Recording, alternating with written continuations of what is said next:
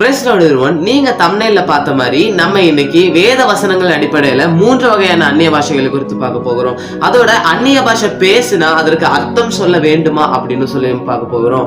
முதலாவதாக அப்போஸ்தலர் 2ஆம் அதிகாரம் 4ஆம் வசனத்துல உங்களுக்கு எல்லாத்துக்கும் தெரிஞ்ச மாதிரி பெந்தேகொஸ்தே என்னும் நாள்ல எல்லாரும் கூடி இருக்கும்போது பரிசுத்த ஆவியானவர் ஊற்றப்படுகிறாரு. நீங்க 3வது வசனத்தை பாத்தீங்கன்னா அக்கினிமயமான நாவுகளை போல பிரிந்திருக்கும் நாவுகள் அவர்களுக்கு காணப்பட்டு அவர்கள் ஒவ்வொருவரும் மேலும் வந்து அமர்ந்தது அப்படின்னு சொல்லி சொல்லுது. 6ஆம் வசனத்தை நீங்க படிச்சு பாத்தீங்கன்னா அந்த சத்தம் உண்டான போது திரளான ஜனங்கள் கூடி வந்து தங்கள் தங்கள் பாஷைகளில் அவர்கள் பேசுகிறதை அவர்கள் கேட்டபடினாலே கலக்கம் அடைந்தார்கள். எல்லோரும் பிரமித்து ஆச்சரியப்பட்டு ஒருவரை ஒருவர் பார்த்து, இதோ பேசுகிற இவர்கள் எல்லாரும் கலிலேயர் அல்லவா? அப்படி இருக்க நம்மில் அவர்களுடைய ஜென்ம பாஷைகளை இவர்கள் பேச கேட்கிறோமே, இது எப்படி அப்படின்னு சொல்லி இங்க வந்து இவங்க ஆச்சரியப்படுறாங்க. இந்த இடத்துல தெளிவா போட்டிருக்கு, அவர்களுடைய ஜென்ம பாஷைகளில் அவர்கள் பேசுகிறதை கண்டு ஆச்சரியப்படுறாங்க அப்படின்னு சொல்லிட்டு. இதுதான் முதல் வகையான அந்நிய பாஷை. சோ இந்த பாஷை என்ன அப்படின்னா 1 கொரிந்தியர் 13:1 இருக்கு. நான் மனுஷர் பாஷையில் பேசினாலும் தூதர் பாஷையில் பேசினாலும் அப்படின்னு சொல்லி அங்க 2 வகையான பாஷையை மென்ஷன் பண்றாரு. தூதர் பாஷை, செகண்ட் பாஷை, அதை நம்ம அதாவது அடுத்து கண்டினியூவா பார்ப்போம். இந்த மனுஷர் பாஷை இதை குறித்து பவுல் இங்க சொல்றாரு. இந்த மனுஷர் பாஷைக்கு தான் 1 கொரிந்தியர் 14ஆம் அதிகாரம் 27ஆம் வசனத்துல சொல்லியிருக்கு. இதை பத்தி யாராவது அந்நிய பாஷையில் பேசுகிறது உண்டானால் 2 பேர் மட்டில் அல்லது மிஞ்சினால் 3 பேர் மட்டில் அடங்கவும் அவர்கள் ஒவ்வொருவராய் பேசவும் ஒருவன் அர்த்தத்தை சொல்லவும் வேண்டும். அர்த்தம் சொல்லுகிறவன் இல்லாவிட்டால் சபையில் பேசாமல் தனக்கும் தேவனுக்கும் தெரிய பேச கடவன் அப்படின்னு சொல்லி இந்த இடத்துல பவுல் மென்ஷன் பண்றாரு. So for example Kenneth Hagen அப்படின்னு சொல்லுகிற ஒரு தேவ மனிதர் இருக்காரு. அவரை ஒரு நாள் வந்து அரபு தேசங்கள்ல வந்து கூப்பிட்டு இருக்காங்க ப்ரீச் பண்றதுக்கு. அந்த நேரத்துல அவர் வந்து போயிருக்காரு. அவருக்கு இங்கிலீஷ் தவிர வேற எந்த லாங்குவேஜ் தெரியாது.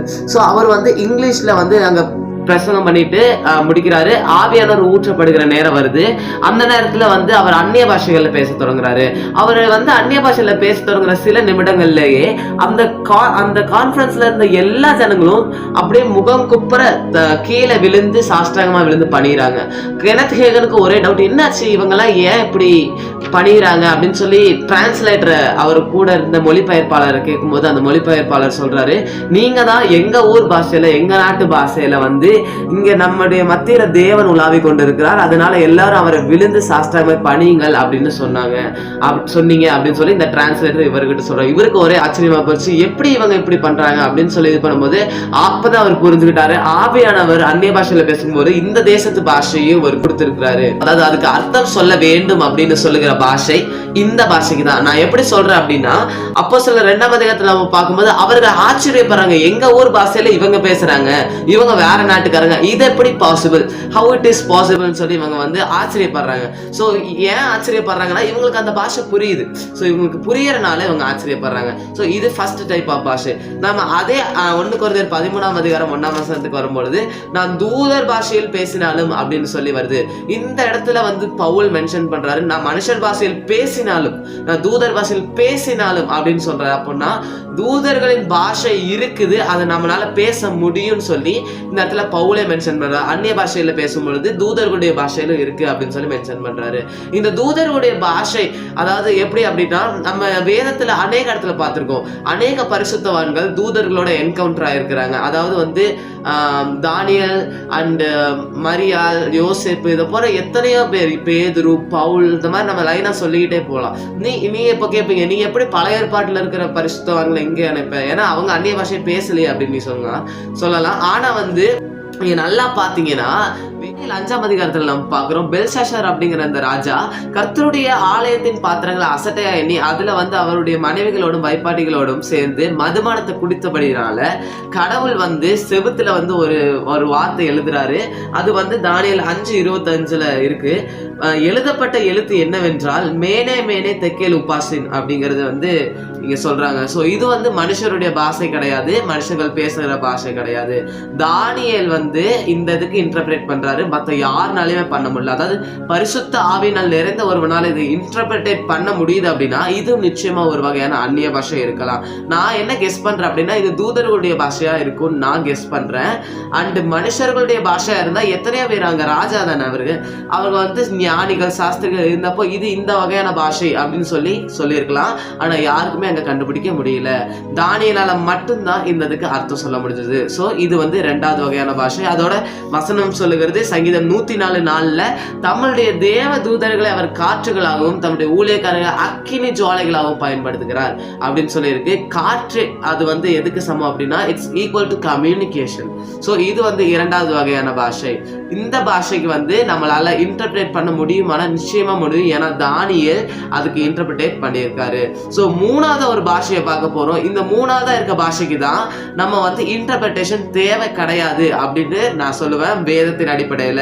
ஏன்னா இந்த மூணாவது பாஷை குறித்து பவுல் அழகா எழுதியிருக்காரு. எடுத்துக்கலாம். 1 கொரிந்தியர் 14:2 இருக்கு. ஏனெனில் அந்நிய பாஷையில் பேசுகிறவன் ஆவியிலே ரகசியங்களை பேசினாலும் அவன் பேசுகிறதை ஒருவனும் அறியாதிருக்கிறபடினாலே அவன் மனுஷனிடத்தில் பேசாமல் தேவனிடத்தில் பேசுகிறான் அப்படின்னு சொல்லி இந்த வசனம் சொல்லுது. அதாவது இவன் ரகசியங்களை பேசுகிறான்னு சொல்லி இது சொல்லுது. அதாவது இந்த பாஷையின் பேர் ரகசியங்களின் பாஷை அல்லது இங்கிலீஷ்ல சொல்லுவாங்க இட்ஸ் அ பிரேயர் லாங்குவேஜ். இந்த பாஷைக்கு நீங்க அர்த்தம் சொல்ல தேவை கிடையாது. ஏன்னா இதுலயே சொல்லி இருக்கிறது அவன் பேசுகிறதை ஒருவனும் அறியாது இருக்கிறபடியினாலே அவன் மனுஷனிடத்தில் பேசாமல் தேவனிடத்தில் பேசுகிறான் அப்படின்னு சொல்லி இருக்கு. இந்த வகையான பாஷைக்கு தான் நீங்க அர்த்தம் சொல்ல தேவை கிடையாது. பட் ஆனா இந்த முதலாவது நான் சொன்ன பாத்தீங்களா மனுஷர் பாஷை, அதாவது இப்ப எல்லாத்துக்கும் தமிழ் தெரியுது அப்படின்னா நான் எனக்கு இங்கிலீஷ் லாங்குவேஜ் தெரியும் அப்படிங்கிறதுனால நான் அவங்க கிட்ட போய் இங்கிலீஷ்ல பேசுறேன்னா அதுக்கு பிரயோஜனம் கிடையாது. ஸோ அதனாலதான் பவுல் சொல்ல நான் 1000 வார்த்தை அந்நிய பாஷையில் அவங்க கிட்ட பேசுறதுக்கு நான் ஒரு வார்த்தை பக்தி விருத்திக்கு எதுவான நான் பேசிட்டா அந்த வேலை ஃபினிஷ் ஆயிரும் அப்படின்னு சொல்லி இந்த இடத்துல பவுல் சொல்லுவாரு. இந்த 14ஆம் அதிகாரம் 13-14 நீங்க நல்லா படிச்சு பார்த்தீங்கன்னா அந்நிய பாஷைகளை பத்தி நிறைய இருக்கும். ஸோ இந்த பாஷை தேவனிடத்தில் அவன் பேசுகிறான் அப்படின்னு சொல்லி வசனம் சொல்லுது. அதாவது இது தேவனிடத்தில், அதாவது இட்ஸ் அ கம்யூனிகேஷன் லாங்குவேஜ். இதுதான் மூன்றாவது வகையான பாஷை. ஸோ நம்ம முதலாவது என்ன பார்த்தோம்? மனுஷர் பாஷை, இரண்டாவது தூதர் பாஷை, மூன்றாவது ரகசியங்களின் பாஷை. ஓகே, ஸோ இதுதான் இந்த வேத வசனங்களின் அடிப்படையில் 3 பாஷைகள் இதுதான். ஸோ இதை குறித்து ஏதாவது உங்களுக்கு டவுட் இருந்ததுன்னா கீழே கமெண்ட்ல கேளுங்க. அதாவது இந்த இது தப்பு, இப்படி இருக்காது, இந்த மாதிரி தான் வரும் அப்படின்னு சொல்லி உங்களுக்கு உங்க பக்கத்தில் ஏதாவது கருத்து இருந்தாலும் சொல்லிட்டு போங்க, நானும் தெரிஞ்சுக்கிறேன். ஸோ கர்த்தர் உங்களை யாரையும் ஆசீர்வதிப்பாராக. Don't forget to like. So God bless everybody. Thank you for watching.